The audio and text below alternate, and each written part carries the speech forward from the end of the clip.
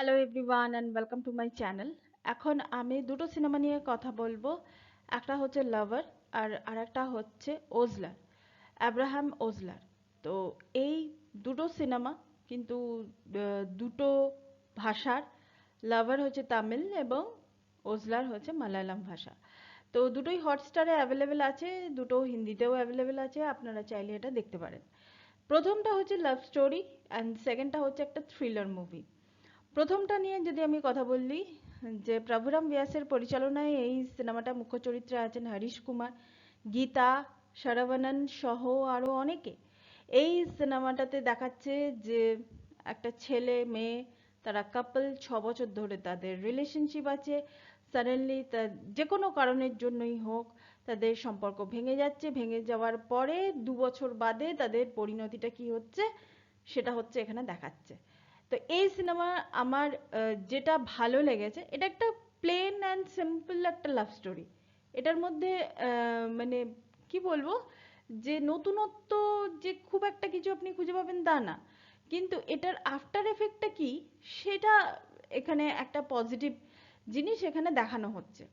এখানে দুজনের মধ্যে সম্পর্ক আছে, সম্পর্কের মধ্যে যে কোনো কারণেই হোক, কেউ হয়তো একটু ওভার পজেসিভ হয়ে গিয়ে কেউ কিছু হয়তো ভুলভাল কাজকর্ম করে ফেলে। তো এবার আরেকজন তার যে পার্টনার, তার ক্ষেত্রে এটা সমস্যা হয়ে যায়। আমি কিন্তু সিনেমাটা গল্প বলছি না, রিয়েলিটিতেও কিন্তু এইরকম ধরনের কিন্তু ছোটোখাটো ছোটোখাটো সমস্যা কিন্তু থাকে। সেই জন্য আমি কোনো ছেলে বা মেয়েকে উল্লেখ না করে আমি জাস্ট পার্টনারের কথাটা আমি বলছি। এটা এখানে যেটা মেয়ের ক্ষেত্রে দেখিয়েছে সেটা অনেক সময় ছেলের ক্ষেত্রেও হতে পারে, ছেলেরাও কিন্তু সাফারার হয় সিনেমাতে। মেয়ের ক্ষেত্রে দেখিয়েছে, রিয়ালিটিতে ছেলেরাও মানে এইসব অনেক রকমের ট্রাবল তারা সাফার করে। আমি মেয়ে বলে কিন্তু আজকে আমি ছেলেদের পোর্শনটাকেও আমি কিন্তু বাদ দিতে পারি না। তো যেটা হয় সেটা হয়। আর এখানে মূলত যে জিনিসটা দেখানো হয়েছে, এখানে আমি একটা সিনেমার মানে অনেক আগে হয়ে যাওয়া বলিউডের একটা সিনেমার একটা ছোট্ট পোর্শনের সঙ্গে আমি কিছুটা মিল খুঁজে পাই এই সিনেমাটা। সেটা হচ্ছে যে প্রত্যেকটা সম্পর্ককে না একটা স্পেস দিতে হয়। এবার কোন সিনেমার রেফারেন্স আমি টানবো সেটা হচ্ছে দিল চাহতা হ্যায়। দিল চাহতা হ্যায়তে দেখবেন অক্ষয় খান্নার সঙ্গে একটা মেয়ে, আমি ওই অভিনেত্রীর নামটা কিন্তু আমি জানি না। আপনারা দিল চাহতা যদি দেখে থাকেন তাহলে দেখবেন যে ওখানে ওই একটা মেয়ে আছে যে আমির খানকে আকাশ বলে মানে খুব অদ্ভুতভাবে আমির খানকে ডাকতো। মানে সে বেসিক্যালি আমির খানের ক্যারেক্টারটাকে সে পছন্দ করতো। তো মানে আকাশকে সে পছন্দ করতো। কিন্তু যাই হোক, তার সঙ্গে অক্ষয় খান্নার কিন্তু একটা সিন আছে এবং ডায়লগটা কিন্তু খুব ম্যাচিওর। সমুদ্রের ধারে তারা যখন বসে আছে, অক্ষয় খান্না একটা কথাই বলল যে এই যে সি বিচের বালিগুলো আছে, বালিগুলোকে এর জায়গাটাতেই রাখতে দাও। যদি তুমি এটাকে হাতের মুঠির মধ্যে নিয়ে নাও, মানে হাতের উম, মধ্যে যদি তুমি বদ্ধ করে রাখো, তাহলে দেখবে একটা টাইমের পর আঙুলের ফাঁক দিয়ে সেটা বেরিয়ে গেছে। তারপর যখন তুমি হাতটা খুলবে তখন সেই জায়গাটা শূন্যতা ছাড়া আর কিছু পাবে না। তো এইখানে ওই জিনিসটাই অ্যাকচুয়ালি আমার মনে হলো লাভার সিনেমাটাতে ওই ওই জিনিসটা আমি বলবো না, মানে থিঙ্কিংটা পরিচালক নিতে চেয়েছেন, মানে নিয়েছেন আর কি। যে দুজনেই কিন্তু আফটার 2 ইয়ার্স যে যে জিনিসটাতে ভয় পেত, এখানে একটা জিনিস কিন্তু আমার খুব ভালো লেগেছে, যে যে জিনিসটাতে ভয় পেত, একজন হচ্ছে নিজের জায়গা ছেড়ে নতুন কিছু, মানে নিজের কেরিয়ারে নতুন কিছু ট্রাই করা, নতুন কিছু রিস্ক নেওয়া। ব্যবসা মানে এখানে একটা রিস্কের ব্যাপার। এই যে রিস্ক নেওয়া যে ব্যাপারটা সেটা সে করতে পারতো না, কারণ তার মনটা একদিকেই পড়ে থাকতো। আবার আরেকজন যে নেচারের কিছু কিছু জায়গাকে সে ভয় পেত, যেমন সমুদ্র, সমুদ্রকে সে ভয় পেত। সমুদ্রের মধ্যে যেতে গেলে তাকে মানে সবাইকে নিয়ে মানে একটা মানে যেহেতু সে ভয় পেত বলে, তো শেষে যেটা দেখাচ্ছে যে দুজনের মধ্যে থেকেই কিন্তু ওই যে ভেতর থেকে যে ভয়, যে জিনিসটা এখানে কিন্তু শুধুমাত্র সম্পর্কের মাধুর্যটাকে দেখায়নি, এখানে কিন্তু নিজেদের মধ্যেকার যে ভয়টা, এখানে ফাইটটা দুজনে দুজনের সঙ্গে করতো। তার কারণ তাদের নিজেদের মধ্যে অনেক ভয় থাকতো।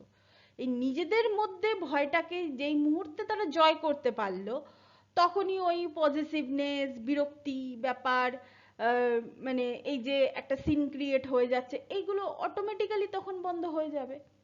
ওই ব্যাপারটা অনেক সময় বলে, যেটা অনেকেই বলে যে সম্পর্কের মধ্যে একটা স্পেস চাই, এইটাকেই খুব সুন্দরভাবে এখানে দেখানো হয়েছে। তাও আমি বলবো যে হ্যাঁ, এটা কখনোই আমি মালায়ালাম ফিল্ম ইন্ডাস্ট্রির কোনো লাভ স্টোরির সঙ্গে আমি সপ্তসাগর তা চেল্লো ও সাইড এ সাইড বির সঙ্গে আমি তুলনা করব না, কখনোই না। সেটার তো মানে থিঙ্কিংটাই অন্য রকমের, মানে এবং থিঙ্কিংটা শুধু অন্য রকমের না, তারা দেখিয়েওছে খুব সুন্দরভাবে যে ওটা হচ্ছে ভালোবাসার একটা আলাদা ডেফিনেশন, এটাও কিন্তু ভালোবাসার একটা আলাদা ডেফিনেশন। ব্যাপারটা হচ্ছে যে আগে নিজের সঙ্গে, ওই জন্যই সবসময় বলে আগে নিজেকে আমি যদি ভালো না বাসতে পারি, তাহলে আমি আরেকজনকে আমি স্বস্তি দেবো কি করে? নিজের ভেতরের অনেক সমস্যা, এখানে ছেলেটার বাড়িতেও কিন্তু অনেক সমস্যা ছিল, সেই সমস্যাগুলো যে মুহূর্তে তার মিটতে শুরু করে দিল, সেই মুহূর্তে তার ভেতর থেকে সমস্ত রকমের জটিলতা বেরিয়ে গেল। তারপরে তার 2 বছর বাদে যে আফটার এফেক্টটা হলো সেটা আমরা দেখতে পেলাম, মেয়েটার মধ্যেও সেই জিনিসটা ছিল। তো সেটা এবার এই ধীরে ধীরে বেরিয়ে যাওয়া, এটাই হচ্ছে লাভার সিনেমা। তো ওভারঅল আমার এই সিনেমাটা একটা ডিসেন্ট ওয়াচ, অবশ্যই এটার একটা রিওয়াচ ভ্যালু আছে। এরপর যদি চলে যাই একদম আলাদা জনরা, মালায়ালাম মুভি অ্যাব্রাহাম ওজলার। অ্যাব্রাহাম ওজলারে এই সিনেমায় মুখ্য চরিত্রে অভিনয় করেছেন মামুট্টি স্যার আছেন, জয়রাম আছেন, অনুপ মেনন আছেন। তো এখানে মামুট্টি স্যারের অভিনয়টা অনেকটাই কম, আমি তার চরিত্রটাকে একটা এক্সটেন্ডেড ক্যামিও বলতে পারি, কিন্তু খুবই ইম্পর্টেন্ট একটা ক্যারেক্টার। তো যাই হোক, এখানে কৃষ্ণা দাস বলে একজন বোবা মানুষকে ওজলার যিনি ইনভেস্টিগেটিং অফিসার, তিনি খুঁজছেন। এবং এই অ্যাব্রাহাম ওজলারের কিন্তু নিজের একটা পাস্ট আছে, তিনি কিন্তু নিজের স্ত্রী আর মেয়েকেও কিন্তু তিনি খুঁজে বেড়াচ্ছেন। তো তারপর তার কাছে এই কেসটা আসে, পরপর মার্ডার হতে থাকে, এবং মার্ডারার মানে যেভাবে সে মার্ডার করছে ও খুব অদ্ভুত ভাবে মানে সে কাজগুলো করছে, এবং কেন করছে একটা সন্দেহ থাকছে যে সে মেডিকেলি সে খুব স্ট্রং একজন পার্সন।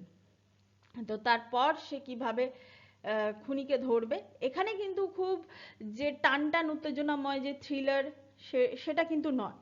আব্রাহাম ওজলার কিন্তু ওই ধরনের সিনেমা কিন্তু নয়, এখানে কিন্তু ইমোশনাল টাচ অনেক বেশি আছে।